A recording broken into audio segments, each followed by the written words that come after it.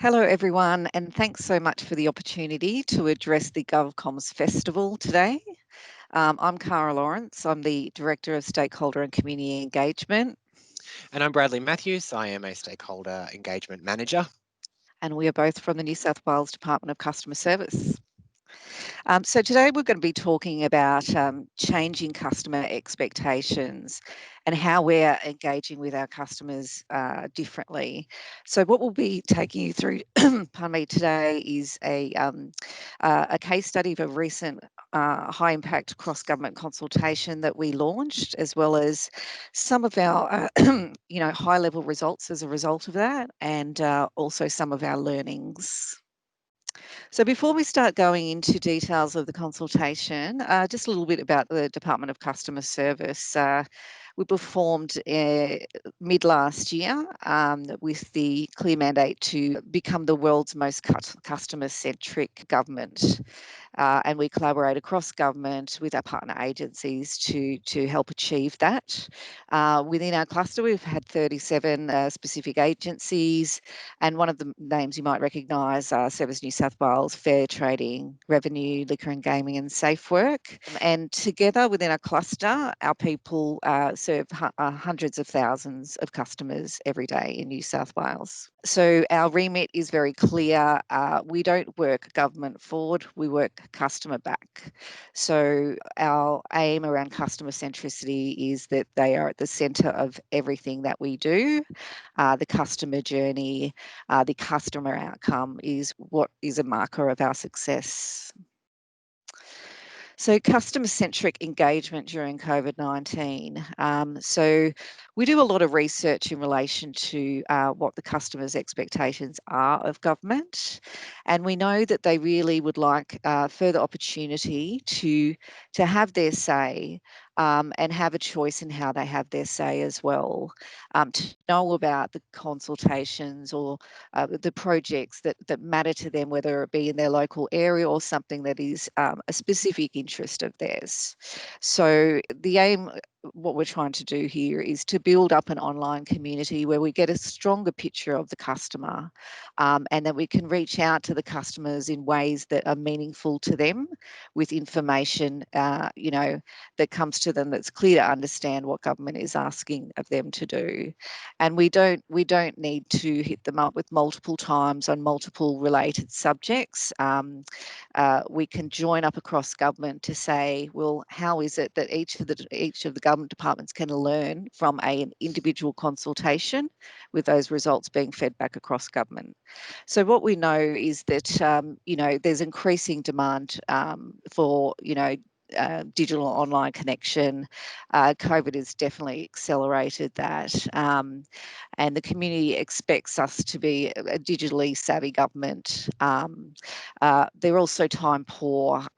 They're using their mobiles a lot instead of a desktop or laptop. So they want to hear, they want to be able to give their feedback in 5 minutes standing at the bus stop, rather than reading lengthy documentation. They'd also like us to be really, really clear about how we're taking into account their feedback, and then having that two-way conversation, and to understand and to have trust that their feedback will be listened to. Now I'll just hand over to Bradley to talk about our recent consultation, Your Mental Health at Work During COVID-19, which is, as I mentioned, a cross-government piece of work that we collaborated with, health and mental health experts, as well as workplace safety experts. Thanks, Bradley. Thanks, Cara. So as we all know, 2020 has been a challenging year. COVID-19 has changed the way that we live and we work, and the New South Wales government wanted to know how deeply this had affected our communities, along with getting that general information about how the pandemic has affected mental health in the workplace.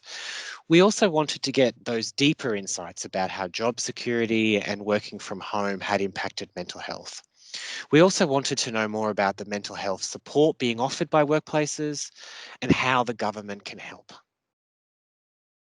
And we know our customers have great ideas about how to address these issues. We don't pretend to have all the answers. So, how did we involve our customers differently? We're piloting a new New South Wales government branded engagement platform, and we are collaborating across the sector on it. It is a mobile friendly, fully interactive platform that allows multiple ways for customers to provide feedback on, and by moving away from those traditionally complicated and lengthy forms and email submissions, because this makes it easier for customers to talk with us on those critical issues. Our platform has a range of tools that give customers choice about how they provide their feedback. Very briefly, these include traditional methods such as surveys, because some customers, they do want to spend the time and provide detailed private feedback. However, what we are doing is we're making available other more interactive tools like discussion forums, ideas boards, show us on a map functionality, and other tools that allow customers to give their feedback more easily. Importantly, the language that we use on this platform is different to how we would traditionally write for government. We use language that is colloquial, in plain language, and empathetic. So we put ourselves in the customer's shoes. Together with these tools, what we're doing is we're encouraging a conversation. So we're inviting customers to talk with each other as well as with our team in real time. So we're no longer talking at the customer, we're talking with them. And of course, clearly we're talking about a very sensitive topic. So we needed to make sure that we got the language right on tools that were appropriate. So we workshopped that with mental health experts as well as behavioural experts from across government. And we also collaborated with real people with a lived experience with mental health. When we did that, we chose 3 of the 8 engagement tools that we had at our disposal. So we chose Share Your Ideas, Quick Polls, and Survey. Firstly, 2 ideas. Think of these as quick digital post-it notes. We asked people for their ideas, and their short responses were added to a collective message board that others could comment on and like, including our team. Secondly, quick polls, a way to give a super quick response to one question, giving a temperature check on that issue. And because it's so quick, people are more likely to stay around and try some other engagement tool.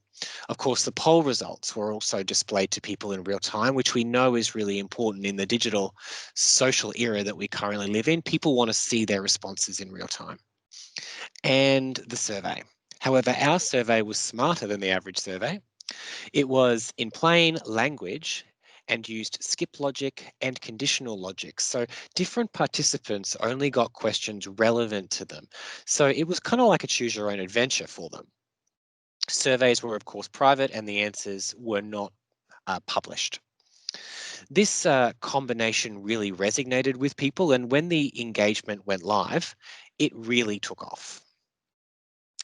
So now I'm going to talk about outreach and interaction, which was incredibly important to the success of this new way of consultation. Outreach, telling people about the consultation and making sure we got a good cross section of the community was really important. We raised awareness through a communication strategy that was multi-pronged. We announced the consultation via a joint media release with 3 ministers. This was then followed up with a variety of government EDMs, including the Service New South Wales Customer EDM that goes out to about 5 million people, and the Service New South Wales for Business EDM that goes out to about 1.2 million businesses. We also leveraged the New South Wales government's significant social channels for organic reach. And finally, we also sent communications toolkits, which included web and newsletter copy and social media content to business groups, industry associations, and mental health advocates so that they could raise awareness via their own channels. And of course, we also asked our government departments to use their channels to get the word out. So what you're seeing now is a very high level summary about how we managed moderation. The Who's Listening widget on the left gives first names and faces to the consultation team. The team listened and joined the conversation, and there were plenty of conversations, which you can see here on the ideas board on the left. Importantly, this also showed that we are not faceless, unapproachable, disengaged government. We are real people. It was also this team's role to identify and, I guess, remove inappropriate feedback so that our customers could have a safe space where they could share their thoughts. The customer who posted inappropriate content got an email notification telling them of which moderation rule they'd broken, but also giving them the opportunity to review and resubmit that feedback if they wished. Our team was also supported by a range of other moderation functions from the platform itself. Two of those were AI scanning for banned words, bots, and spam, as well as a 24/7 moderation function by a human support team, which was really important. So let me take you through some of the initial highlights. I'm going to take you through the engagement numbers, and they are substantial. We received more than 36,000 unique visitors, nearly 8,700 quick poll votes, more than 10,000 surveys, and more than 2,600 contributions to our ideas board. What's really encouraging about this was we had a 40% engagement rate, which means that 40% of visitors to our consultation gave us feedback. The best practice average for government sits at about 10%. Cara, over to you. Thanks, Bradley. I'd just like to touch on some of the learnings we've had from this major consultation, but also our work and collaboration with other parts of government and with particularly our behavioural insights experts as well. I think there is some key learnings for us are that first of all, you've got to have a platform that offers people choice of different functionalities and choose the right functionalities fit for that particular consultation. Secondly, people aren't going to engage if they don't know about it. So utilising all of the resources from within Department of Customer Service, including our New South Wales Gov team and our EDM teams, was quite important to raise that awareness and drive people to the consultation. Thirdly, I think it's really about the content itself. So there's no use driving people to a page if they switch off once they get there. So that was a really key learning for us, and that was a really impressive piece of collaboration with our government partners on that. One of the things, well, a few of the things that came out as a result of the scale of the community response. Have a think about how you're going to report back, because we did undertake to report back to people. We've got a lot of text, free text that needs analysis. So just think about how you can resource that from that perspective to have that text qualitative analysis done. The other thing I would say is with the moderation, if it does take off like this one did in terms of ideas being posted, think about how you resource that as well. So we ended up having a roster that we pulled together of people who would respond on a daily basis or a morning and afternoon basis, and also had daily stand-ups to talk about the sorts of any sorts of issues or inappropriate content that arose. So it was definitely pretty resource intensive, but again, a huge response from the community on a matter that's going to be critical to feedback across government.